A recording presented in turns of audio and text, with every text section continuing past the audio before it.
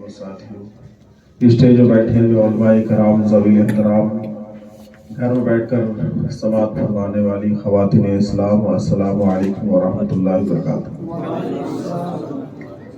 अल्हम्दुलिल्लाह हुवा अक़रबु अलैना मिन हब्लिल वरीद वस्सलातु वस्सलामु अला साहिबि मक़ामिल हमीद व अला आलिहि व सहबिहि लहुल बुशरा वल मज़ीद, अम्मा बअद, फ़अऊज़ु बिल्लाहि मिनश शैतानिर रजीम, बिस्मिल्लाहिर रहमानिर रहीम। कुल रब्बिरहुमा कमा रब्बयानी सगीरा। सदक़ल्लाहु मौलाना अज़ीम व सदक़ रसूलुन नबियुल अमीनुल मतीनुल करीम वला नहनु अला ज़ालिका लिमिनश शाहिदीन व शाकिरीन वल्हम्दुलिल्लाहि रब्बिल आलमीन। मुअज़्ज़ज़ सामिईन इकराम, मुअज़्ज़ज़ मजलिस, हम और आप इस मजलिस पाक, महफिल पाक, जुनून निखत में डूबी महफिल पाक, इस महफिल पाक का इनेकाद करने की गर्ज़ व गायत ये है कि साहिब खाना ने अपने वालिद मरहूम मग़फ़ूर ताहिर ग़ुफ़िरा लहू के साले सवाब के घर से मुनक़िद किया। अल्लाह तबारक व तआला उनके वारिसीन को सब्र जमील और उनके हक़ में हमेशा दुआए खैर करने की तौफ़ीक़ अता फरमाए और उनकी ज़िंदगी में जो भी सगीरा कबीरा मामलात आए हैं, अल्लाह ताला उनकी मग़फ़िरत फरमाए। मैं वालिदैन के हवाले से कुरान मजीद फुरकान हमीद की एक मशहूर मारूफ आयत करीमा की तिलावत का शर्फ हासिल किया। इस आयत करीमा के तहत चंद बातें आपके गोशगुजार करूँ। इससे कबल आइए हम सब मिलकर ईमानी जज्बे मोहब्बत के साथ तमाम आलम के मरकज़ी अकीदत हुज़ूर नबी रहमत सल्लल्लाहु अलैहि वसल्लम के बारगाह बेकसपना में हदीए दुरूद सलाम पेश करें। पढ़े बावज़ बुलंद दुरूद पाक। अल्लाहुम्मा सल्लि व सल्लिम अला मुहम्मद व अला आलि मुहम्मद बियदि कुल्ली माली मिलक। एक मरतबा और वाले हना अंदाज में दुरूद पाक पढ़े। अल्लाहुम्मा सल्लि व सल्लिम अला मुहम्मद व अला आलि मुहम्मद बियदि कुल्ली माली मिलक। यूँ तो हम और आप साहिब खाना की दावत पर लब्बैक कहते हुए हाजिर हुए, मगर शायर कुछ और ही कहता है। महबूब की महफिल को महबूब सजाते हैं, महबूब की महफिल को महबूब सजाते हैं। आते हैं वही जिनको सरकार बुलाते हैं, आते हैं वही जिनको सरकार बुलाते हैं। वो लोग खुदा शाहिद किस्मत के सिकंदर हैं, वो लोग खुदा शाहिद किस्मत के सिकंदर हैं, जो सरवर आलम का मिलाद मनाते हैं, जो सरवर आलम का मिलाद मनाते हैं।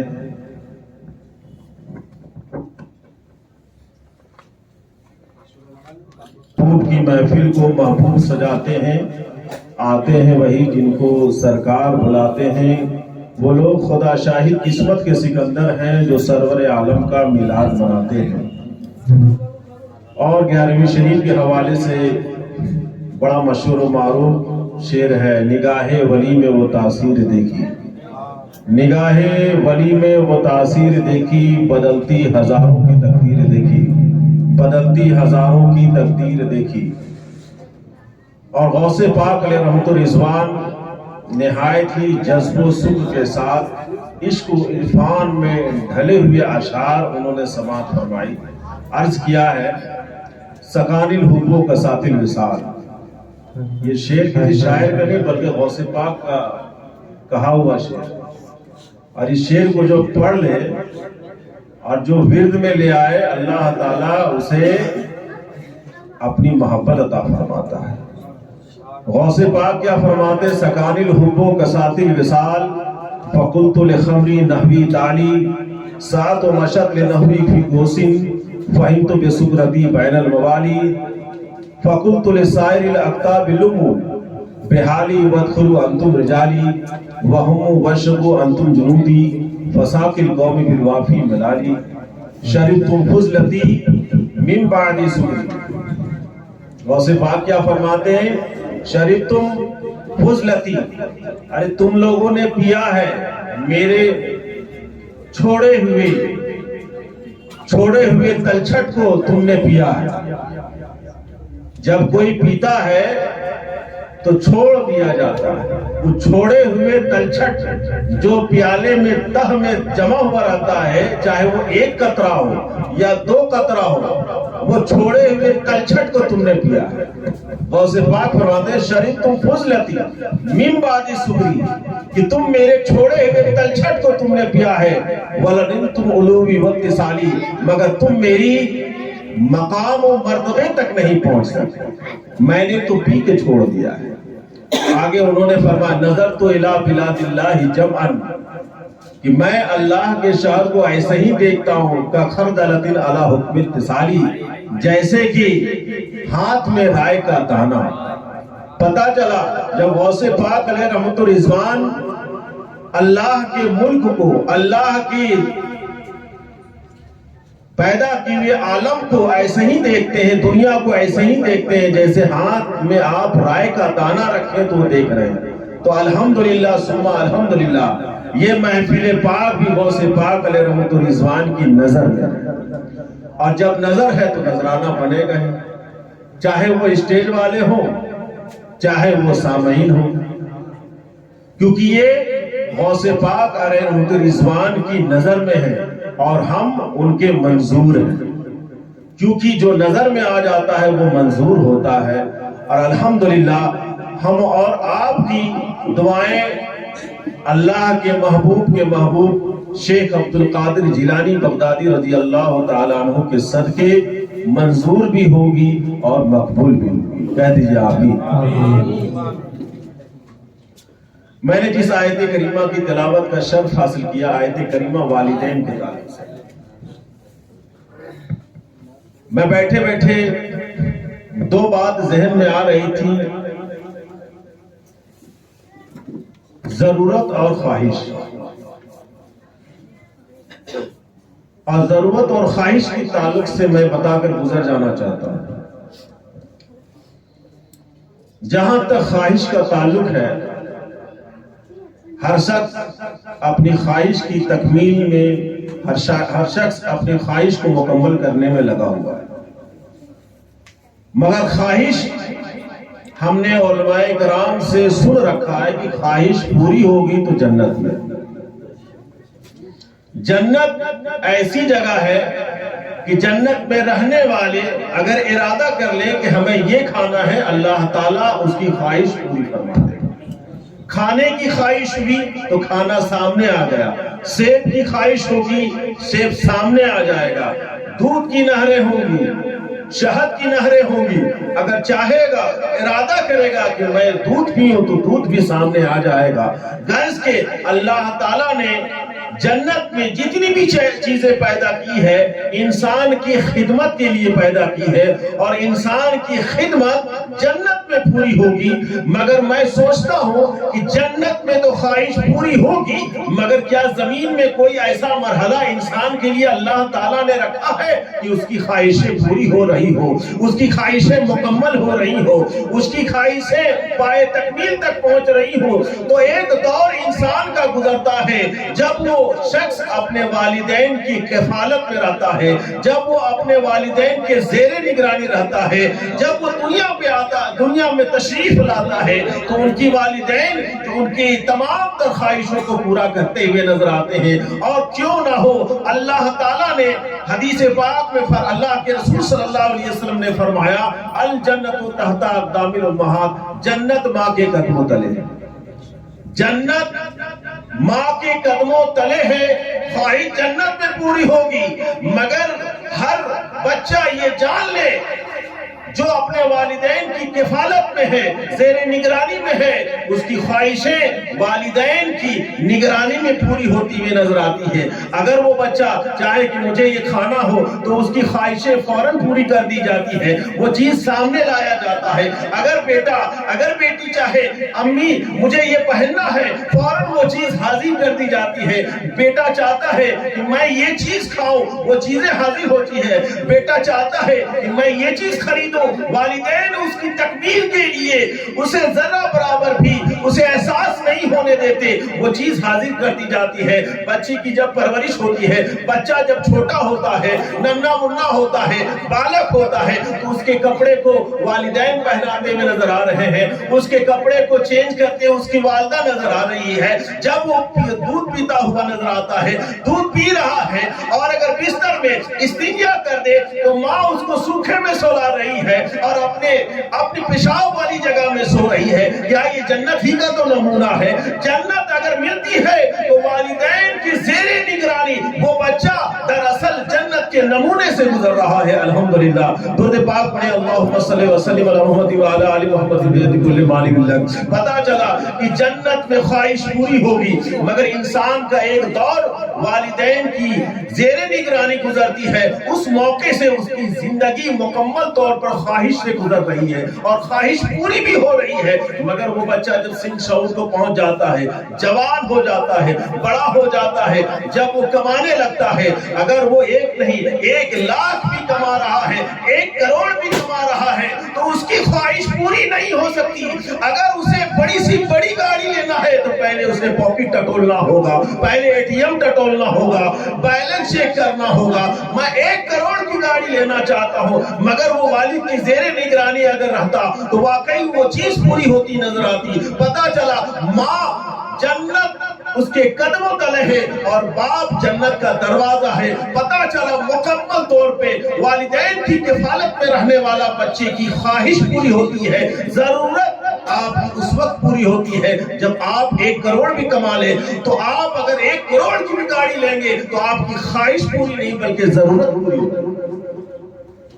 پتا چلا کہ والدین کی کفالت کے مرحلے میں خواہش پوری ہوتی ہے، اور جب بچہ بڑا ہو جاتا ہے، اربوں خربوں اگر کما لے اور اس وقت اگر کسی چیز کی خواہش ہو تو خواہش پوری نہیں ہوتی بلکہ ضرورت پوری ہوتی۔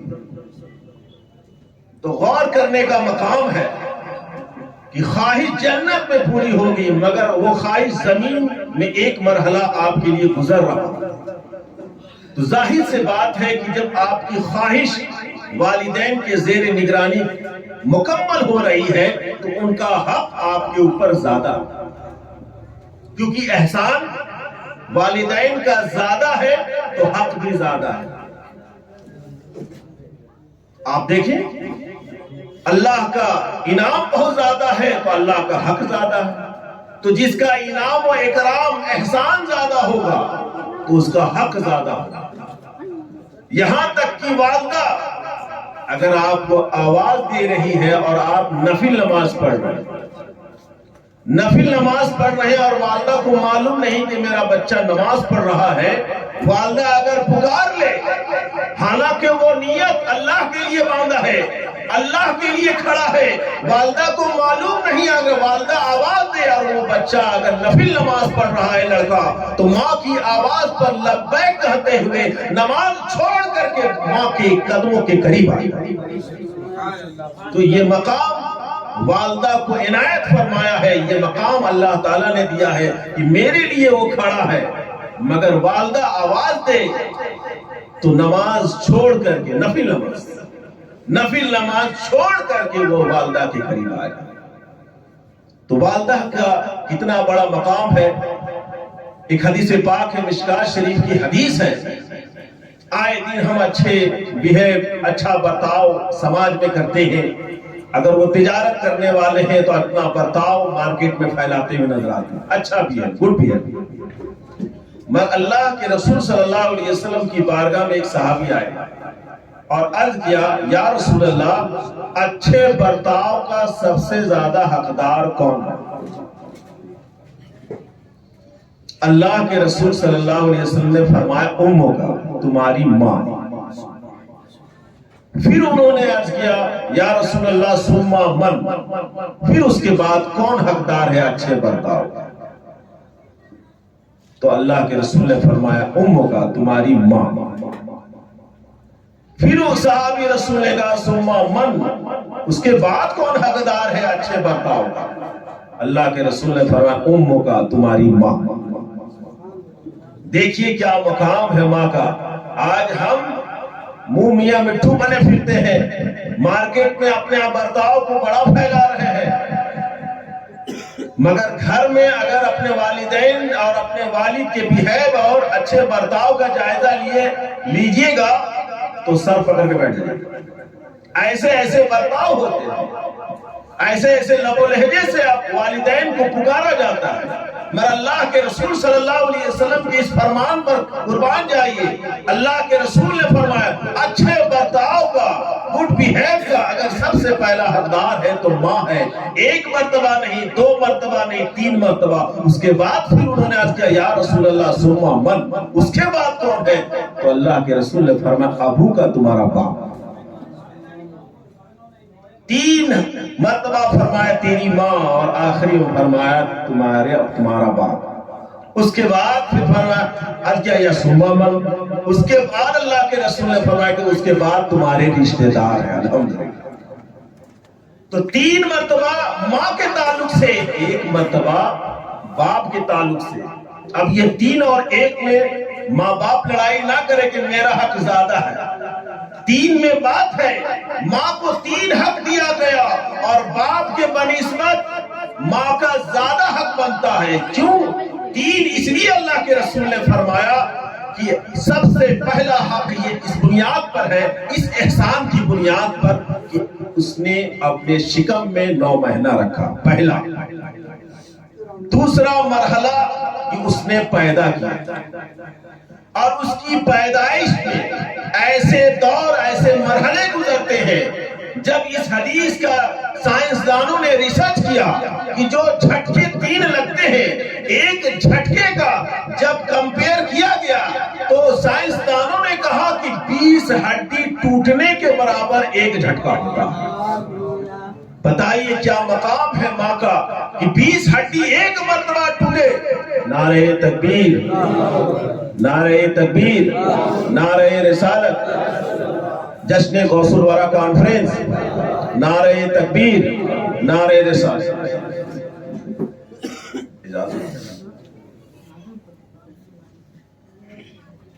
दुरूद पढ़े अल्लाहुम्मा सल्लि व सल्लिम अला मुहम्मद व अला आलि मुहम्मद। तो 20 हड्डी टूटने के बराबर एक झटका। माँ का मकाम है कि 9 महीना रखा, दूसरी पैदाइश का मामला और तीसरी परवरिश का मामला। 3 एहसान औलाद पर है माँ का, और बाप का एक है कि उसने सिर्फ परवरिश किया। इसलिए 3 के बाद चौथे में बाप को हक दिया कि उसके बाद तुम्हारा बाप है। तो मुकम्मल जन्नत जो है वो आपकी माँ है, क्योंकि अल्लाह के रसूल ने फरमाया अल जन्नतु तहता अक़दामिल उम्महात, जन्नत माँ के कदमों तले। दरवाजा बाप है।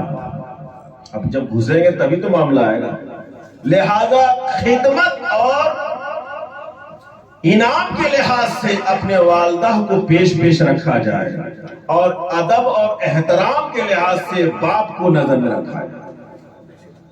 अदब और एहतराम वालिद का किया जाए और खिदमत और इनाम वालदा के साथ, क्योंकि बाप के बनिस्बत वालदा ज्यादा हकदार है, मगर दरवाजा बाप है। अब इस हदीस का कुछ लोग मिस यूज भी कर रहे हैं। जब बच्चा बड़ा हो जाता है, शादी हो जाती है, जब बहू आ जाती है, तो वालिदैन इस हदीस को पेश करते हैं। क्या तुम्हें मालूम नहीं है, उलमाए किराम से सुना नहीं है, माँ के कदमों तले जन्नत है, और तुम बीवी के पल्लू की हवा लग गई और तुम माँ बाप को भूल गए, जबकि हदीस में साफ आया है माँ के कदमों तले जन्नत है। ये होता है क्योंकि एक जगह मैं फंस गया था, उसने कहा कि आप ही लोग तो तकरीर करते हैं कि माँ के कदमों तले जन्नत है, तो इसको समझाइए। ये मेरे वालिदैन की कदर और कीमत नहीं समझती, क्या मकाम है माँ बाप। मैंने कहा कि हदीस वाकई कहा गया कि माँ के कदमों तले जन्नत है, मगर ये तो बताइए कि आप ही के माँ के बारे कहा गया है क्या? जिसको आपने निकाह करके लाया वो भी तो माँ है अपने बच्चों की। पता चला ये हदीस आपके मामले माँ के ताल्लुक से ही नहीं, बल्कि जो माँ बन गई है उन तमाम के लिए है। पता चला آئے گا، اور بہو اگر ماں بن گئی ہے تو یہ حدیث اس کے لیے بھی ہے۔ تو مرد کو بیلنس بنانا ہوگا کہ ماں کا بھی لحاظ رکھے اور یہ جو ماں بن چکی ہے اس کا بھی لحاظ رکھے۔ ایسا نہیں ہے کہ اس حدیث کے لحاظ سے آپ اپنی بیوی پہ ظلم کریں، اس پر طعن و تشنیع کریں، اس پر زور لگائیں، بلکہ مرد کو بیلنس بنانا ہوگا۔ اور اسی بیلنس کا نام ہی تو اہدنا الصراط المستقیم ہے۔ نماز میں یہی نہیں کہتے اللہ ہمیں سیدھے راستہ چلا، اور یہ سیدھے راستہ ہے، سیدھا راستہ کی دعا کرتے ہیں، اور اسی صراط مستقیم کو بیلنس کرتے ہیں۔ بسا اوقات لڑکا فیل بھی ہو جاتا ہے، مگر مرد بیچارہ ہمت کا نام ہے، لہذا ماں کو بھی سنبھالے اور بیوی کو بھی سنبھالے۔ ماں ادھر بھی ہے اور ماں ادھر بھی ہے، حدیث اس کے لیے بھی ہے اور حدیث اس کے لیے بھی ہے، اور مرد کا امتحان ہے اس میں۔ لہذا ہم اور آپ دعا کریں ان لوگوں کے لیے جو اس امتحان سے گزر رہے ہیں۔ سبحان اللہ، امتحان سے گزر رہے ہیں۔ بسا اوقات معاملہ پھنس جاتا ہے، مگر جب یہ بات میں ان سے کیا تو خاموش ہو گئے کہ آپ نے صحیح کہا، یہ حدیث صرف ماں کے لیے نہیں بلکہ اس کے لیے جو سب کے سب ماں بن چکی ہے۔ تو بات آئی ماں کی پرورش کے تعلق سے، تو ماں زیادہ حقدار ہے۔ اللہ کے رسول نے ایک نہیں، دو نہیں، 3 مرتبہ فرمایا، اور یہ آپ غور کریں، اللہ تبارک و تعالیٰ نے 1,24,000 انبیاء کرام انسان کے رشد و ہدایت کے لیے بھیجا، انسان کی ہدایت کے لیے بھیجا۔ وہ تمام انبیاء کرام اپنی والدہ ہی کی گود میں تو پلے، اپنے والدہ ہی کے گود میں تو پرورش پائے۔ وہ تمام انبیاء کرام اپنی والدہ کے گود پر پرورش پائے۔ آخری وقت میں جب اللہ کے رسول صلی اللہ علیہ وسلم تشریف لائے، ان کی تشریف لے جانے کے بعد اولیاء کرام کا سلسلہ چلا، چاہے وہ خواجہ غریب نواز رحمۃ اللہ علیہ ہو، یا غوث پاک علیہ رحمت رضوان ہو، یا بابا فرید الدین گنج شکر رحمۃ اللہ علیہ ہو، جتنے بھی اولیاء کرام ہیں وہ تمام کے تمام اولیاء کرام والدہ ہی کی پرورش کا نتیجہ ہے جو اس مقام پر ہے۔ کیا آپ نے نہیں سنا بابا فرید الدین گنج شکر رحمۃ اللہ علیہ، بابا فرید الدین گنج شکر رحمۃ اللہ علیہ کا تعلق شکر سے بہت زیادہ تھا، چینی سے بہت زیادہ تھا۔ ان کو ان کی والدہ نے کہا بیٹا اگر تم نماز پڑھو گے تو اللہ تعالیٰ تمہیں شکر عطا فرمائے گا، چینی عطا فرمائے گا۔ ان کی اپنی والدہ کے حکم کے مطابق وہ مصلی میں کھڑے ہو جاتے ہیں۔ جب وہ مصلی میں کھڑے ہو جاتے ہیں، نماز ادا کرنے لگتے ہیں، نماز پوری ہو جاتی ہے، مگر خواہش کیا تھی کہ مجھے شکر مل جائے گا، مجھے چینی مل جائے گی۔ جب وہ سلام پھیرتے ہیں، مگر وہ والدہ بڑی کرب و اضطراب میں ہے، بڑی پریشان ہے، میں نے اپنے بیٹے کو چینی کے لالچ میں، شکر کے لالچ میں مصلی میں تو کھڑا کر دیا ہے، مگر شکر آئے گی کیسے، شکر ملے گا کیسے؟ اگر اسے شکر نہیں ملا تو پھر یہ نماز چھوڑ دے گا۔ دیکھیے وہ والدہ کیسی تھی، کیسے اپنے بچوں کی پرورش کیا کرتی تھی۔ آج اپنی والدہ، اپنے والدین کی کا آپ جائزہ لیں تو ایسی والدہ آپ کو نصیب نہیں ہوگی۔ آج نماز کی بات آتی ہے تو نماز کی طرف لے جانے والی جو چیزیں ہیں ان چیزوں کی طرف والدہ کا دھیان کم ہے، مگر آپ اپنے ان کے والدین اگر اپنے بچوں کو نماز کی طرف لائیں گے، کیونکہ نماز مکمل طور پہ ادب کا نام ہے، احترام کا نام ہے۔ اگر وہ بچہ نماز میں کھڑا ہو گیا اور انتہائی درجے کی جب وہ سجدہ رب کی بارگاہ میں کر لے گا تو نماز انتہائی درجے کے ادب کا نام ہے، تو واقعی اللہ توفیق بھی دے گا کہ وہ اپنی ماں کی بھی قدر کرے اور اپنی والد کی بھی قدر کرے، کیونکہ نماز مکمل ادب ہے۔ مگر آپ غور کریں شکر آئے گا کہاں سے؟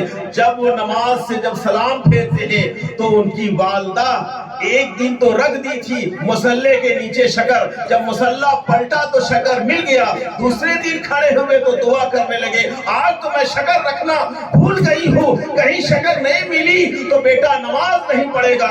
مگر اللہ کو کچھ اور ہی مقصود تھا، اللہ کو کچھ اور ہی مطلوب تھا۔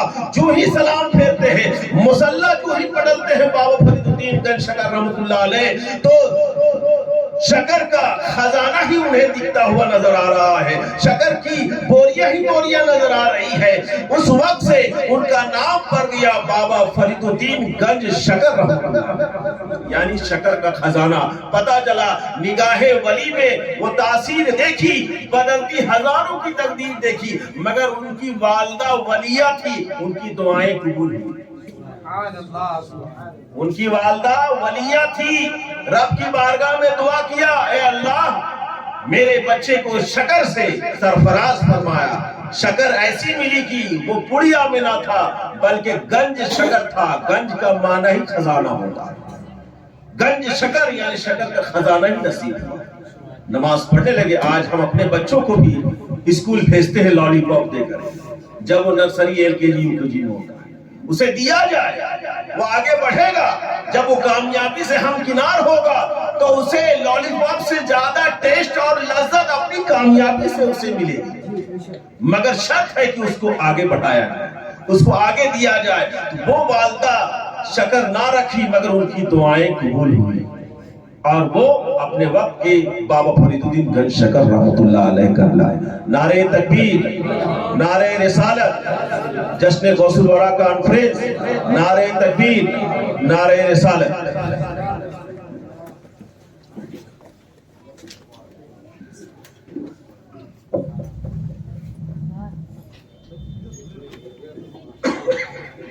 درود پاک پڑھیں، اللہم صلی وسلم علی محمد وعلی آل محمد بکل مال باللہ۔ المختصر یہ میں کہنا چاہتا ہوں کہ ان کی والدہ نے ان کے لیے دعا کیا، وہ آگے بڑھے۔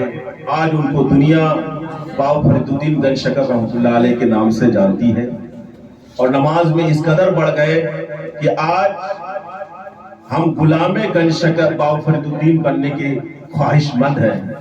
غوث پاک بابا فرید الدین خواجہ قطب الدین بختیار کاکی رحمۃ اللہ علیہ کے غلام بننے کے، کیوں؟ کیونکہ ان کی زندگی تقوی اور پرہیزگاری میں ہے، لہذا کرامت پر بھاری ہے استقامت۔ اور یہ کہا جاتا ہے، ایک اصول ہے، الاستقامت فوق الکرامت، استقامت پرہیزگاری کرامت پر بھاری ہے، لہذا ہم اور آپ کو کرامت پہ نہیں بلکہ استقامت، ان کی پرہیزگاری اور ان کی شب و روز کی زندگی سے سبق لینا چاہیے۔ تو ان کی والدہ نے جو دعائیں کی اپنے بیٹے کے لیے، تو بیٹوں کا بھی حق ہے کہ اپنی والدہ کے حق میں دعا کریں۔ اللہ تعالیٰ نے اپنے محبوب کو فرمایا، کل رب ارحمہما کما ربیانی صغیرا، اے محبوب آپ فرما دیجئے، کیا فرما دیے؟ رب ارحمہما، اے رب ہمارے والدین پر رحم فرما۔ دیکھیے سبحان اللہ، اللہ تعالیٰ نے اپنے محبوب کو حکم دے رہا ہے کہ اے محبوب آپ فرما دیجئے اور آپ دعا کریں اپنے والدین کے لیے، رب ارحمہما، اے رب ہمارے والدین پر رحم فرما، کما ربیانی صغیرا، جیسے کہ ان دونوں نے مجھ پر بچپنے میں پرورش کیا ہے۔ یہ میں قرآن پڑھ رہا ہوں، کوئی حدیث نہیں۔ اللہ تعالیٰ نے اپنے محبوب کو حکم دیا ہے کہ آپ اپنے والدین کے حق میں رحم کی دعا کریں، جیسا کہ انہوں نے آپ پر بچپنے میں رحم کیا۔ تو والدین کے لیے دعا کرنا بہت سارے معاملات کو حل کرتا ہے، بہت سارے انعامات کے دروازے کو کھولتا ہے۔ اللہ کے رسول صلی اللہ علیہ وسلم نے فرمایا کہ جو اولاد اپنے والدین کے حق میں دعا کرنا بند کر دیتا ہے، آہستہ آہستہ اس کے رزق کا دروازہ اللہ بند کر دیتا ہے، بند کر دیتا ہے۔ اور جو دعا اپنے والدین کے حق میں کرنا شروع کر دے، اللہ تعالیٰ اس کے رزق کے دروازے کو کھولتا چلا جاتا ہے۔ لہذا ہم اور آپ اپنا جائزہ لیں کہ ہم والدین کے حق میں دعا کر رہے ہیں یا نہیں کر رہے۔ اگر کر رہے ہیں تو آپ اس آیت کریمہ میں عمل کر رہے ہیں، کیونکہ اللہ تعالیٰ نے اپنے محبوب کو حکم دیا کہ آپ اپنے والدین کے حق میں دعا کریں، رحم کی دعا کریں، جیسا کہ ان دونوں نے آپ پر بچپنے میں رحم کیا، اور بچپنا کا مرحلہ آپ نے دیکھ لیا کہ بچپنے میں آپ کی خواہش اگر پوری ہوئی تو ماں باپ کے زیر کفالت آپ کی پوری ہوئی، اور آپ بڑے ہو گئے، کروڑوں اربوں خربوں کما رہے ہیں، اگر کوئی چیز اگر لے رہے ہیں تو وہ آپ کی خواہش پوری نہیں بلکہ ضرورت پوری ہو گئی۔ لہذا آپ یہ گمان نہ کریں کہ ہم بہت کما رہے ہیں اور ہماری خواہشیں پوری ہو رہی ہے۔ آپ کتنوں کما لیں مگر آج ہی کپڑا آپ اپنے پہن پڑیں، مگر بچپنے کا آپ غور کریں تو آپ کی والدہ آپ کو کپڑا پہنایا کرتی، تو اس وقت کا مرحلہ خواہش پر تھا اور اس وقت کا مرحلہ ضرورت پر۔ لہذا خواہش آپ کی جب پوری ہوئی ہے بچپنے میں تو ان کے حق میں دعائے خیر کریں۔ اگر دعا نہیں کریں گے تو بہت سارے معاملات آپ کے حق میں آ سکتے ہیں۔ اللہ تعالیٰ نے قرآن مجید میں فرمایا کل یوم ندعو کل اناس بامامہم، میدان محشر میں ہر شخص کو اس کی والدہ کے ساتھ میں پکاروں گا۔ پتا چلا کہ دنیا میں جتنی نعمتیں ہیں وہ تمام کی تمام نعمتیں، چاہے وہ زمین کے شکل میں ہو یا گاڑی کے شکل میں ہو، کسی جائیداد کے شکل میں ہو یا آپ کے باپ کی ہے، دنیا میں اگر کوئی نعمت ملے گی تو آپ کا کہ باپ کا پتہ پوچھا جائے گا، آپ کے باپ کو بلایا جائے گا، تمہارے والد کہاں ہیں، لیتے آؤ، تب تمہارا اسکول میں ایڈمیشن ہوگا۔ تم اگر گاڑی لینا چاہتے ہو تو تمہارے آدھار کارڈ میں تمہارے باپ کا کیا نام ہے، والدہ کا نام آدھار کارڈ میں نہیں ملے گا۔ تو یہ دنیا کا آدھار کارڈ ہے کہ ہر چیز آپ کے باپ سے جڑی ہوئی ہے، مگر میدان محشر میں آپ کو جنت ملے گی، جنت میں جو کوثر ملے گی، جنت کی جو انعامات ملیں گے، وہ تمام کی تمام چیزیں سے آپ سرفراز اس وقت ہوں گے جب آپ کو رب تبارک و تعالیٰ آپ کی والدہ کے ساتھ پکارے گا، مگر آپ کو آپ کا رب پکارے گا، مگر آپ کی والدہ ناراض ہوتے ہوئے آئے، مایوس ہوتے ہوئے نظر آئے، تو کیا آپ کو جنت ملے گی؟ کیا آپ کو جنت کی نعمتیں ملے گی؟ کیا جنت کی فیسلٹیاں ملے گی؟ نہیں ملے گی۔ پتا چلا ہم دنیاوی معاملات سے جب جڑتے ہیں تو والد کا پتہ پوچھا جاتا ہے، آخرت کا اگر معاملہ آئے گا تو والدہ پوچھا جائے گا۔ اور یہ میں نہیں بلکہ اللہ تعالیٰ نے قرآن مجید میں فرمایا یوم ندعو کل اناس بامامہم، قیامت کے دن ہر شخص کو اس کے امام کے ساتھ، امام بنا ہے سے، ویسے تو امام صاحب کے ساتھ بلائے جائیں گے، اب ان کے ساتھ آپ لوگوں نے کیا ویوہار کیا ہے؟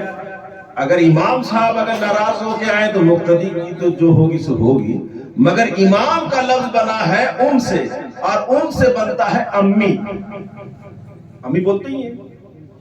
تو اسی آیت کی تفسیر میں حدیث آئی ہے کہ اللہ تعالیٰ میدان محشر میں ہر شخص کو اس کی والدہ کے ساتھ، امی کے ساتھ، اور امی اگر مایوس آئے گی تو آپ اپنی خیریت لے لیجیے۔ اب الجنت تحت اقدام الامہات، جنت ماں کے قدموں تلے ہے، تو کیا رب تبارک و تعالی دیکھ رہا ہے کہ اس کی امی ناراض، یعنی اس کا آدھار کارڈ کمزور ہے، تو کیا آخرت میں آدھار کارڈ کمزور ہو جائے، ماں نہ رہے، ماں ناراض رہے، تو کیا اس کے ذریعے سے وہ فیسلٹی مل سکتی؟ نہیں مل سکتی۔ دنیا میں آدھار کس قدر زور پکڑا ہوا ہے وہ آپ کو معلوم ہے۔ اب تو آدھار آپ کے ووٹر آئی ڈی کارڈ سے بھی جوڑا جا رہا ہے۔ آپ کہاں جا رہے ہیں، کدھر جا رہے ہیں، مگر آپ جنت جائیں گے تو آپ کے والدین الحمدللہ ثم الحمدللہ زندہ ہیں، تو آج ہی اپنے آدھار کارڈ کو سدھارنے میں لگ جائیں، یعنی اپنے والد کا احترام کریں اور اپنے والدہ کی خدمت کریں، کیونکہ عبادت سے جنت ہے اور خدمت سے خدا ہے۔ عبادت میں نماز بھی ہے، زکوٰۃ بھی ہے، حج بھی ہے، روزہ بھی ہے، تمام تر عبادات کا بدلہ جنت ہے، مگر خدمت کا بدلہ خدا۔ پتا چلا خدا آپ کو اگر ملے گا تو خدمت سے ملے گا، اور وہ خدمت کے سب سے زیادہ اگر حقدار ہے تو والدہ ہے۔ ایک مرتبہ، دو مرتبہ نہیں بلکہ 3 مرتبہ اللہ کے رسول نے فرمایا اس کے بعد والد ہے۔ لہذا ہم اور آپ اپنے والدین کی خدمت کریں، کیونکہ خدمت سے خدا، ہر شخص کا مقصد ہے خدا۔ اور الحمدللہ ثم الحمدللہ مرحوم مغفور طاہر صاحب کے بچوں نے اپنی والد مرحوم مغفور کے اصال ثواب کے گھر سے منعقد کیا۔ اللہ تبارک و تعالیٰ ان کی روزی روزگار برکت عطا فرمائے، اور جن کے والدین حیات سے ہیں اللہ تعالیٰ ان بچوں کو اپنی والدہ والدین کی خدمت کرنے کی توفیق عطا فرمائے، اور اگر ناراضگی ہے تو ان کو منانے کی بھی توفیق عطا فرمائے۔ آمین ثم آمین وما علینا الا البلاغ۔